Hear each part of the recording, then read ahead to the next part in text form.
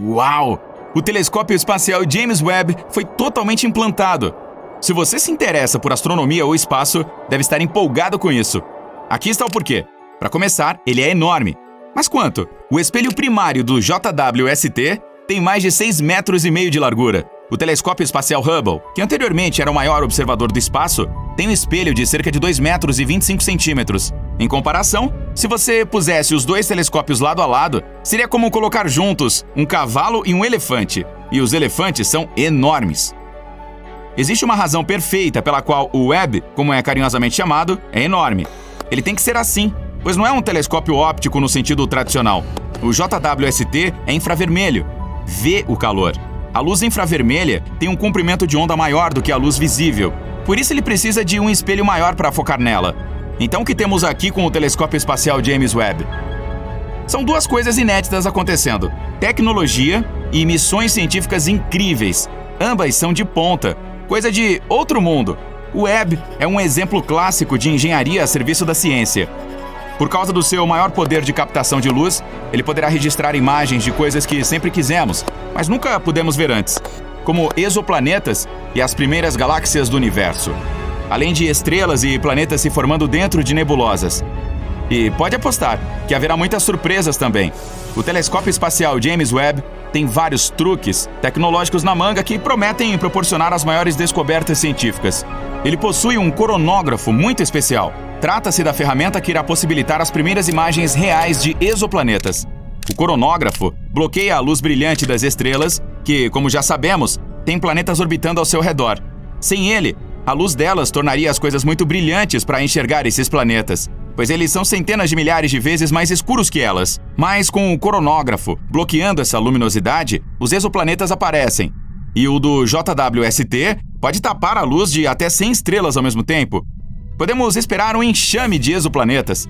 Isso nos leva ao próximo equipamento de alta tecnologia que o telescópio tem na manga: um espectrógrafo sem fenda. Normalmente, um espectrógrafo comum terá uma fenda para permitir que um fiapo de luz entre e seja difratado. A difração é a dispersão da luz para revelar o espectro dos comprimentos de onda componentes dessa luz. Mas o trabalho do telescópio espacial James Webb é tão sensível que um fiapo de luminosidade sobrecarregaria a ótica. Então, um espectrógrafo sem fenda foi instalado.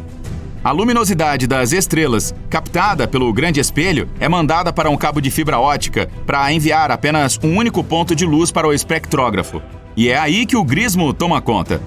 Isaac Newton usou um prisma para descobrir o espectro da luz solar, o Roy G. Biv. Mas o Webb usa um grismo, que na tradução do inglês é algo como um prisma raspado. Isso significa que ele tem sulcos minúsculos que difratam um ponto de luz que o grande espelho envia pelo cabo de fibra ótica para o espectrógrafo. A ciência de ler um espectro de luz é chamada de espectroscopia. Ao analisar os espectros de luz dos exoplanetas, o JWST determinará quais gases existem nas atmosferas deles, bem como a densidade e até a temperatura. É um avanço incrível do nosso conhecimento. Seremos capazes de dizer se um planeta tem oxigênio, ou nitrogênio, ou metano, além de outros gases que podem, ou não, indicar se ele é habitável. Quem sabe outra Terra? Atualmente o Webb está parado em seu local permanente. Ao contrário do telescópio espacial Hubble, que orbita a Terra, o James Webb orbita o Sol, em um dos pontos de equilíbrio gravitacional entre o sistema Terra-Sol. Ele simplesmente fica lá, sem precisar usar muito ou nenhum combustível para manter sua posição.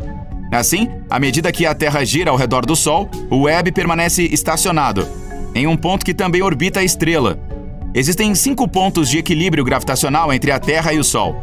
Eles são chamados de Lagrange, em homenagem ao seu descobridor, Joseph Louis Lagrange, no século XVIII. O telescópio está estacionado em L2, o segundo desses 5 pontos, que fica a 1,5 milhão de quilômetros no espaço, muito além da Lua. Tudo isso para observar um ponto de luz infravermelha. Mas primeiro os engenheiros devem capturar aquele ponto de luz. Para obter um ponto de luz infravermelha, os 18 espelhos hexagonais tiveram que ser desdobrados da posição deles dentro do foguete Ariane, que enviou o Webb ao espaço. Uma vez desdobrados, suas posições devem ser ajustadas com precisão de nível microscópico, para que todos produzam uma única imagem. Vários motores minúsculos são conectados a cada segmento dos espelhos para fazer esses ajustes. Esses motores, que devem ser ativados individualmente, irão gradualmente alinhar os segmentos em forma de favo de mel. É uma parte crítica da missão e leva meses para ser concluída. Para alinhar os espelhos para produzir um único ponto de luz, o Webb não pode estar balançando. O telescópio deve ser mantido absolutamente imóvel. E isso requer duas outras tecnologias de ponta: o protetor solar e o cryocooler. No espaço, a luz solar direta é muito quente e a sombra é muito fria. Portanto, o James Webb levou seu próprio protetor solar de alta tecnologia. Ele é enorme também, tão grande quanto uma quadra de tênis. É composto por 5 camadas individuais de filme Kapton, com apenas 1 milímetro de espessura. E cada camada teve que ser implantada remotamente uma a uma, usando um sistema de 8 motores e 139 atuadores, com milhares de peças. O objetivo do protetor solar é ajudar o JWST a ficar frio. Quanto mais frio, melhor. E é para isso que serve o cryocooler. A temperatura pode ser medida de 3 maneiras diferentes. Em graus Fahrenheit, na qual a água congela a 32 graus e ferve a 212. Em graus Celsius, em que a água congela a 0 grau e ferve a 100 graus, mas nenhum desses termômetros tem um ponto de partida. Então Lord Kelvin criou no século XIX uma terceira escala, a Kelvin, que começa no zero absoluto, a temperatura mais fria possível. O cryocooler a bordo resfria o JWST a apenas 7 graus Kelvin, 7 acima do zero absoluto.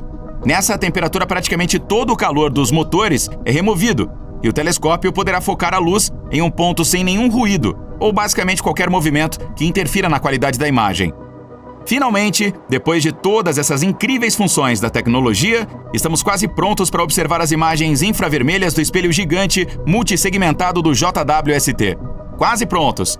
O telescópio pode coletar toda a luz que desejar, mas no final também deve ser capaz de detectar o que coletou. Se a luz não for capturada, ela não é realmente observada. Agora entra a peça de resistência, os detectores infravermelhos. O Webb tem 15 deles. O material semicondutor especialmente fabricado produz uma leve carga elétrica quando atingido por um fóton de luz infravermelha. Os detectores infravermelhos do aparelho podem produzir uma imagem de alta definição de 1 milhão de pixels. Alguns são capazes de montar uma imagem de 4 milhões de pixels. Esses detectores devem ser resistentes o suficiente para durar de 10 a 20 anos sem deformar ou corromper.